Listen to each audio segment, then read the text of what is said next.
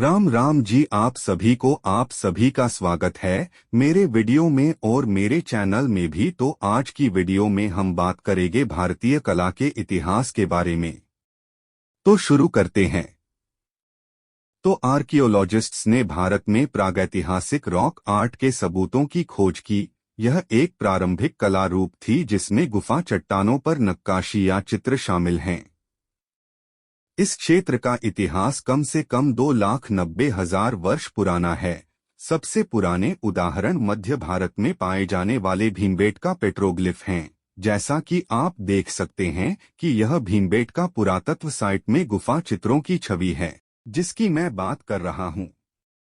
इस प्रकार की रॉक आर्ट पूरे पैलियोलिथिक, मेसोलिथिक और नवपाषाण काल में गुफा पेंटिंग का प्राथमिक रूप थी, जो अक्सर पशु और मानव रूपों को चित्रित करती थी। सबसे पहले ज्ञात भारतीय कला मूर्तियां सिंधु घाटी सभ्यता द्वारा 2500 ईसा पूर्व और 1800 ईसा पूर्व में उन्होंने छोटे टेराकोटा और कांस्य के आंकड़े बनाए जो मनुष्यों और जानवरों का प्रतिनिधित्व करते थे। 6वीं शताब्दी ईसा पूर्व में बौद्ध धर्म के उदय ने धार्मिक थीम वाली कला के लिए मार्ग प्रशस्त किया, अक्सर पत्थर और कांस्य मूर्तियों के रूप में। इस समय के दौरान धार्मिक कलाकारों ने पत्थर में नक्काशीदार विशाल मंदिरों के निर्माण के साथ भी प्रयोग किया और ग्रीक प्रभावित स्तंभों से सजाया गया। मूर्तिकला भारतीय बौद्धों और हिंदुओं के बीच एक आम बात थी।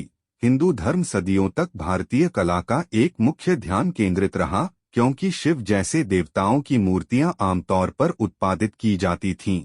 16वीं शताब्दी तक इस्लाम ने मुगल साम्राज्य के तहत महत्व प्राप्त किया और इस्लामी शासकों के तहत कला उत्पादन बढ़ता गया। इस दौरान कला समृद्ध हुई और 1631 में ताजमहल पर निर्माण शुरू हुआ। भारत में ब्रिटिश भागीदारी 18 या 19वीं शताब्दी में शुरू हुई। इस दौरान उन्होंने यूरोपीय शैलियों को बढ़ावा देने के लिए कला स्कूलों की स्थापना की। एज अ रिजल्ट विदेशी प्रभावों के साथ विलय कर दिया गया स्थानीय कला शैलियों और पारंपरिक कला रूपों को अक्सर यूरोपीय खरीदारों से अपील करने के लिए एक रोमानीकरण भारतीय शैली विकसित हुई, जिसने यूरोपीय खरीदारों को खुश करने के लिए पारंपरिक आभूषणों को अतिशयोक्ति से पेश किया। 1947 में भारत ने ब्रिटिश साम्राज्य से स्वतंत्रता प्राप्त की, जिसने स्थानीय कलाकारों को एक नई शैली की खोज करने के लिए प्रेरित किया। समकालीन भारतीय कला देश के समृद्ध इतिहास से पारंपरिक तत्वों और प्रभावों को शामिल करती है।